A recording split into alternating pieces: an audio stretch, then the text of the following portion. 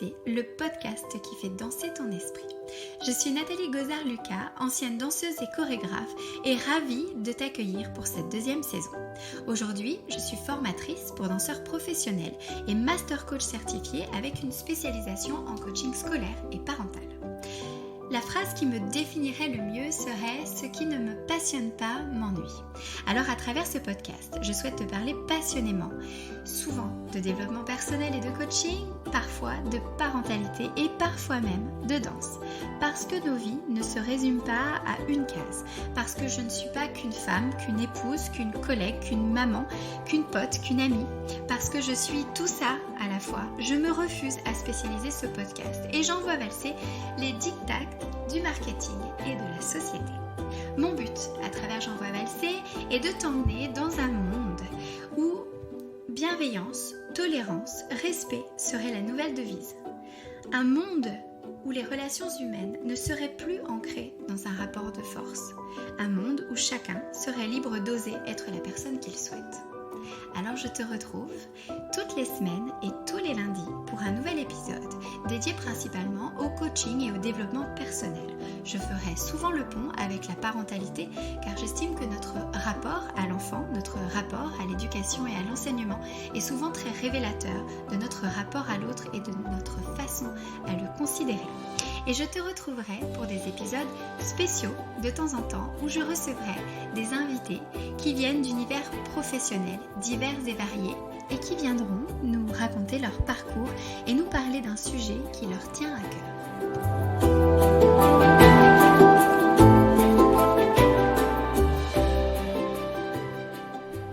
Aujourd'hui, je t'emmène valser à travers le pardon.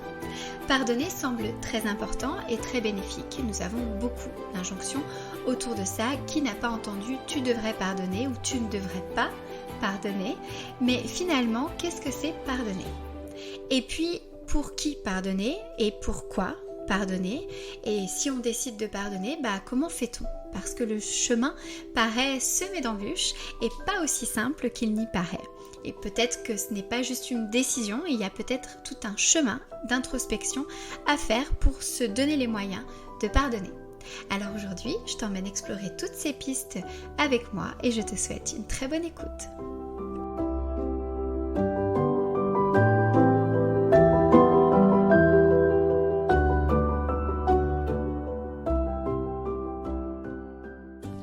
Bonjour à tous, je suis ravie de vous retrouver aujourd'hui pour ce troisième épisode du podcast de la saison 2 consacré aujourd'hui au pardon. Alors d'ailleurs je vous remercie car ce thème m'a été suggéré par plusieurs d'entre vous. Vous m'avez posé des questions sur comment pardonner, est-ce qu'il faut pardonner, voilà donc je vous propose aujourd'hui d'essayer d'explorer tout ça. Je vais commencer très simplement par la définition. Je suis allée chercher la définition dans le dictionnaire, rien d'extraordinaire. J'en ai trouvé deux. Oui, il est dit que pardonner, c'est tenir donc une offense ou une faute pour nulle, renoncer à punir ou à se venger. Et la deuxième que j'ai trouvée, c'est accorder son pardon à quelqu'un pour son acte, ne pas lui en tenir rigueur.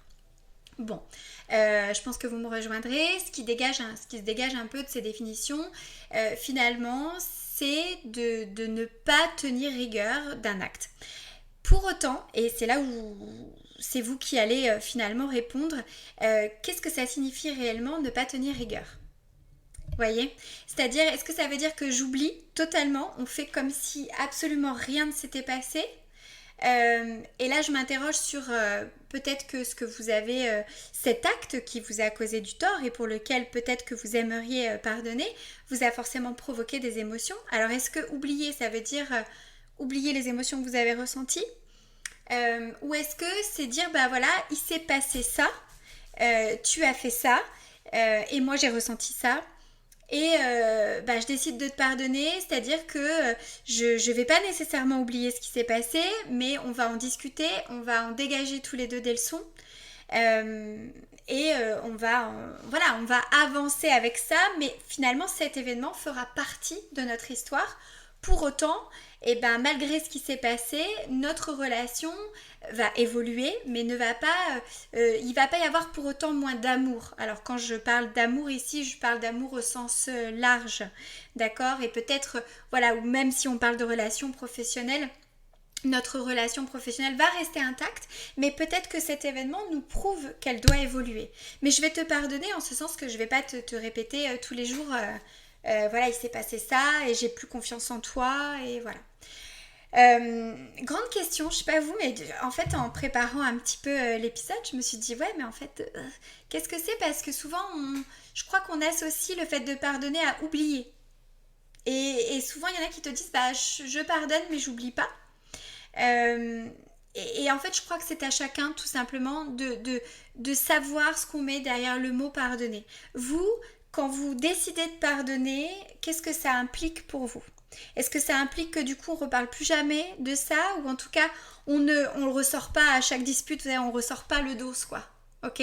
S'il est pardonné, c'est qu'il est réglé. Euh, et c'est là où d'ailleurs le chemin va être un peu plus compliqué quoi. C'est comment je pardonne. Alors avant d'en arriver à comment je pardonne, et je ne ferai que vous suggérer quelques pistes, je vous invite déjà peut-être à vous poser et à vous dire ok, pour moi pardonner c'est quoi? Qu'est-ce que ça signifie en termes d'action concrète? C'est-à-dire, est-ce que j'oublie pas? Est-ce que ma relation est différente? Est-ce qu'il y a moins d'amour, moins d'amitié, moins de confiance, plus de défiance? Vous voyez, ouais, vraiment à essayer de vous dire, bah, moi quand je décide de pardonner, par exemple, bah, concrètement, ça veut dire que quoi qu'il arrive, je ne ressors pas le dos sur la table, même quand je suis hyper en colère, même quand je... Voilà, c'est une histoire qui est réglée, qui est digérée. Maintenant, pour que je sois capable de ne plus ressortir le dos à chaque petite dispute ou à chaque saute d'humeur, qu'est-ce que je fais et quel est le travail que je vais faire sur moi? Et vous voyez, pardonner, et voilà, après je vais vous interroger sur pourquoi pardonner et pour qui pardonner. Je crois que c'est un acte profondément, entre guillemets, égoïste, en ce sens qu'il est à mon sens solitaire, il ne se fait pas pour l'autre. Et je vais tout de suite répondre à la question pour qui pardonner. Je crois qu'avant tout, quand vous décidez de pardonner, vous devez le faire pour vous. À mon sens, hein, bien évidemment. Si on le fait, je te pardonne parce que tu comprends, sinon il va être super triste, ou ça va le bloquer pour avancer, ou je ne sais quoi, ou je veux qu'il se sente mieux.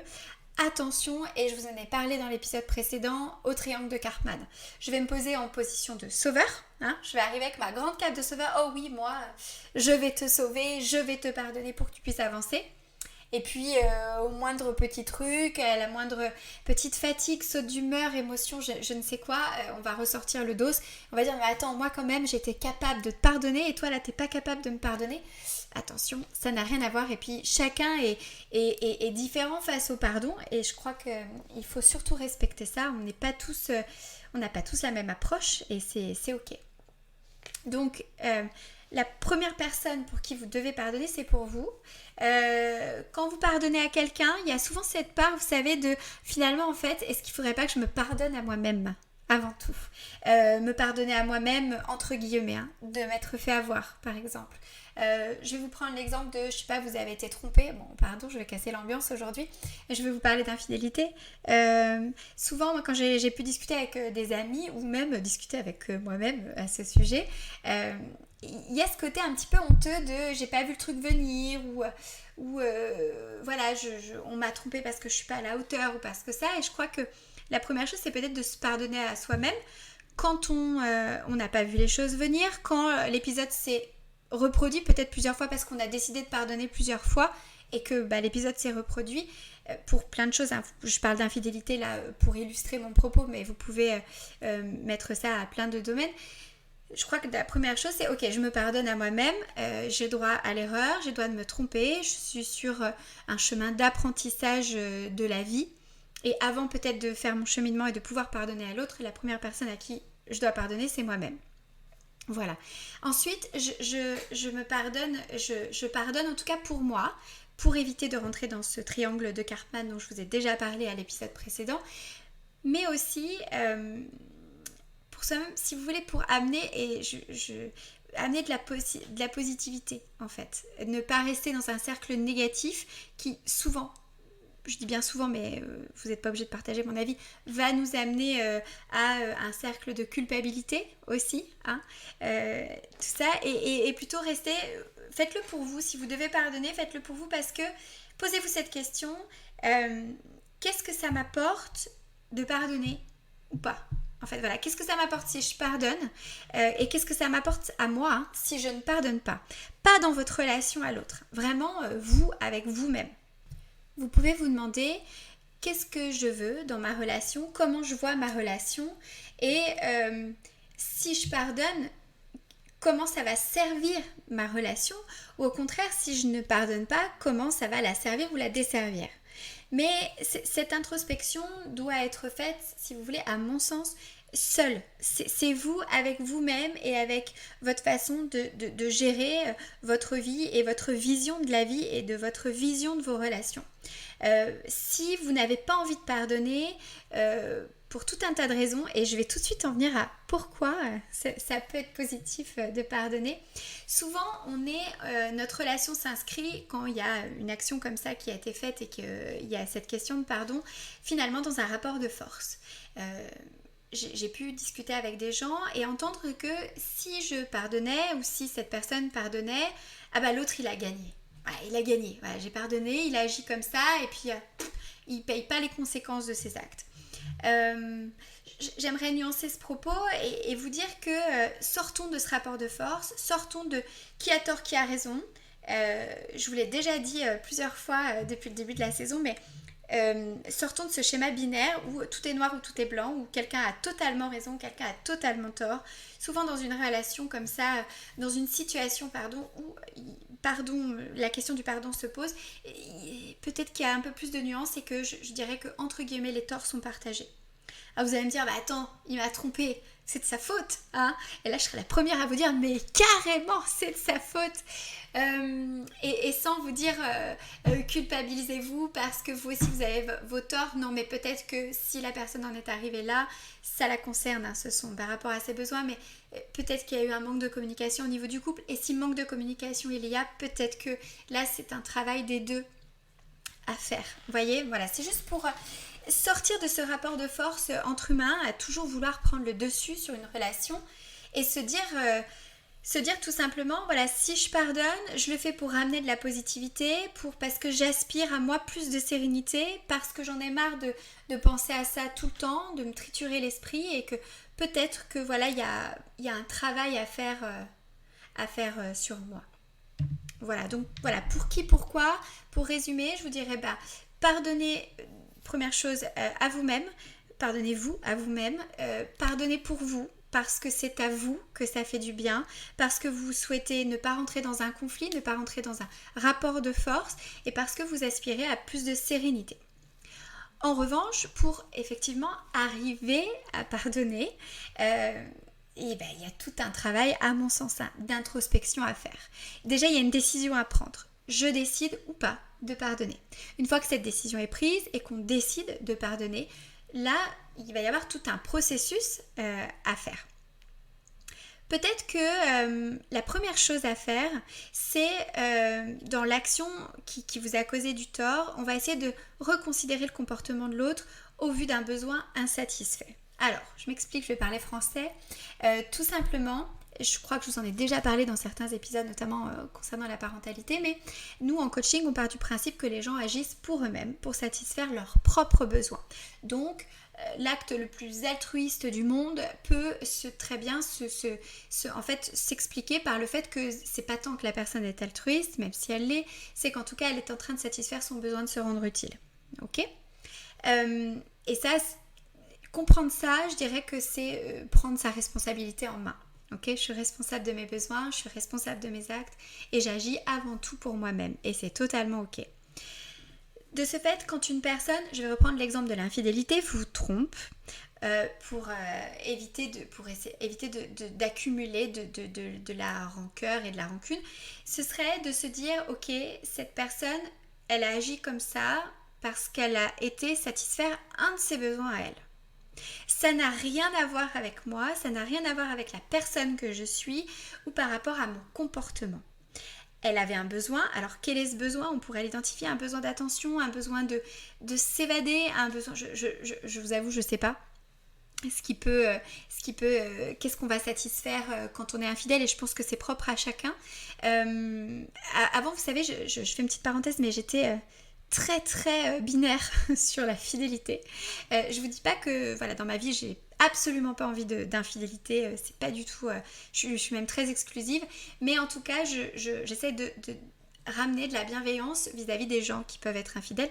Bien évidemment, si ça concerne mon propre couple, vous entendriez un fait divers, hein. Il y a eu un meurtre passionnel, vous voyez, mais tout ça pour vous dire que voilà, en essayant de se détacher de ses émotions et de ramener de la bienveillance, on peut quand même se dire que voilà, une personne qui a été infidèle a satisfait un de ses besoins à elle. Et ça lui est propre. Donc ça n'a rien à voir avec moi, avec qui je suis, avec la personne que je suis. Après, on peut essayer d'imaginer quel est ce besoin.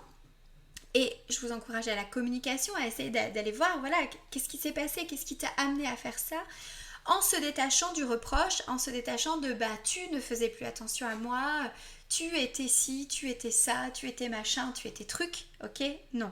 C'est je n'avais pas assez d'attention, je ne me sentais pas assez important pour toi, je n'avais pas assez d'affection, je n'avais pas assez de contact physique intime avec toi.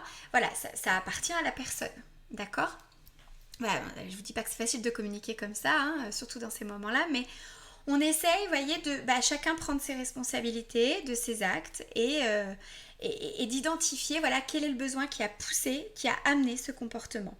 Et ensuite, essayer d'accepter et de prendre sa part de responsabilité.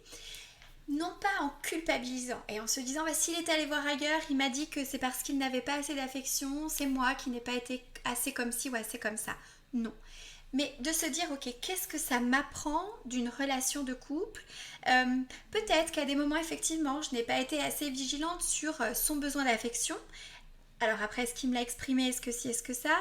Mais peut-être que ça m'apprend la prochaine fois, quand je suis pas bien ou tout ça, à être en capacité de dire à mon compagnon ou à ma compagne, hein, je suis désolée, j'emploie le masculin, mais je vous laisse accorder cet adjectif comme bon vous semble. De dire voilà, c'est d'être en capacité de dire voilà, en ce moment je traverse une phase, je sais pas, au boulot vraiment très compliquée, du coup je sens que je suis pas disponible pour toi. Viens, peut-être on en discute, on essaye de partager des choses et ça n'a rien à voir avec toi, et si toi tu as besoin de quelque chose vis-à-vis de moi, n'hésite pas à me le dire, ou peut-être que je sais pas, j'ai besoin d'aller courir, d'aller faire du yoga, d'aller faire une méditation, une respiration, d'aller écouter du métal et me taper la tête contre les murs, et ensuite je serai disponible pour toi. Vous voyez? Bon, forcément je vous encourage, vous le savez comme toujours, à la communication. Et dans cette communication avec l'autre, il y a aussi, je pense, une communication avec soi-même à faire. Vous savez, si vous avez été touché par l'acte de l'autre, ça a forcément provoqué des émotions en vous. De la colère, de la tristesse, peut-être même de la peur.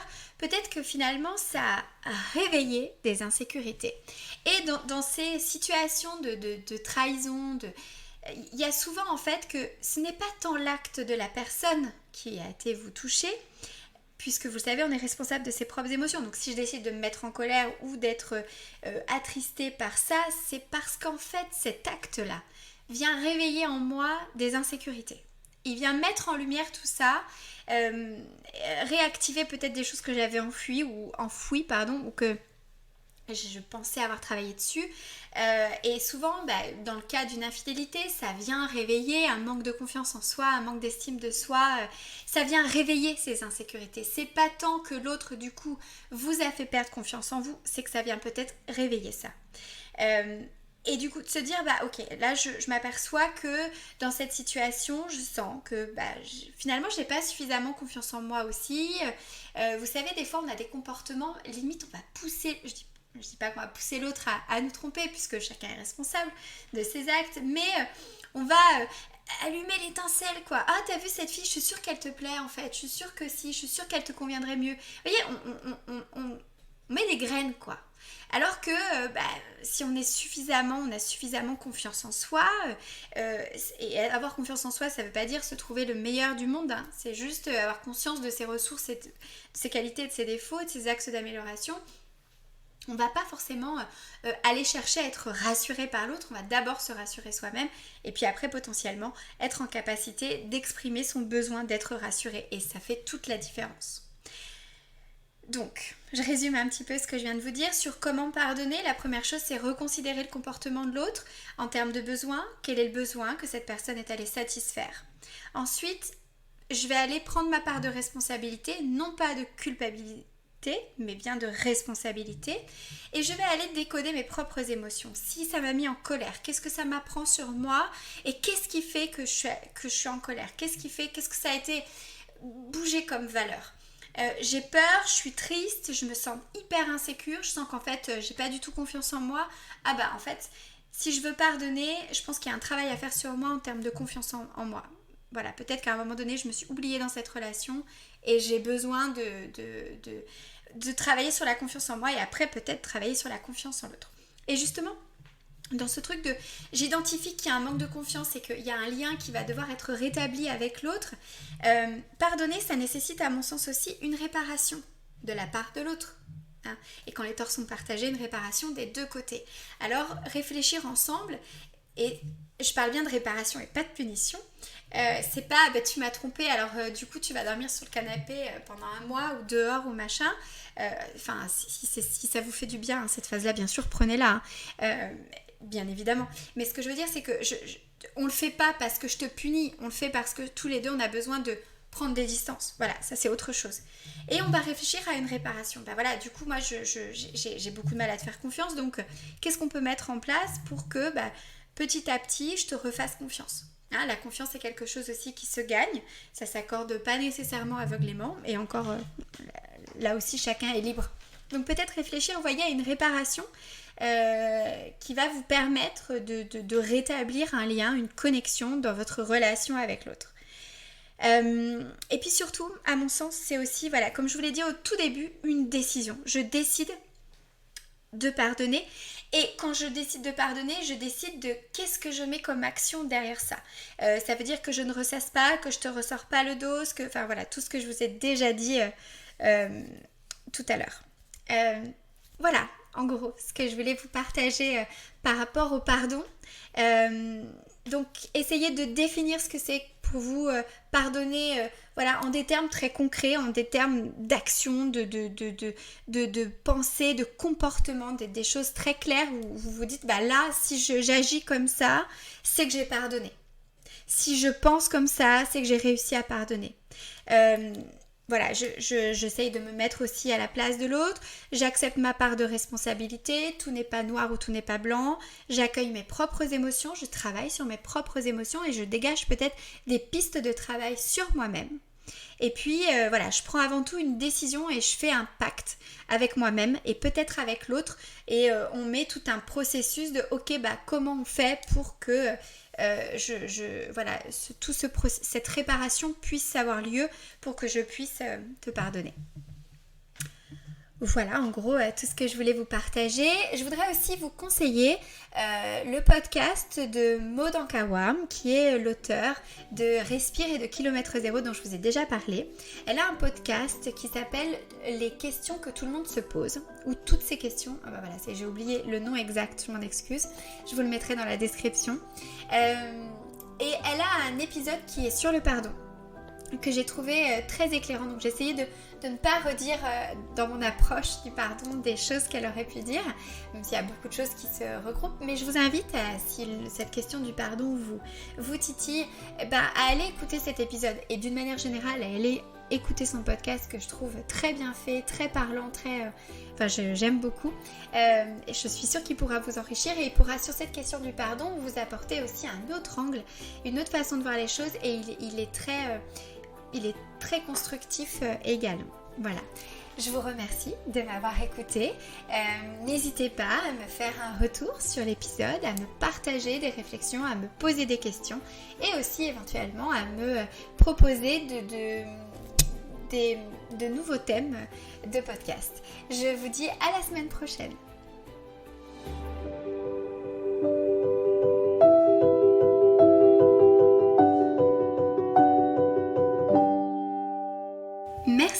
d'avoir écouté cet épisode jusqu'au bout. Si cet épisode ou si le podcast te plaise, n'hésite pas à soutenir mon travail en laissant 5 étoiles ou un petit commentaire, voire même à le partager sur tes réseaux. À très bientôt!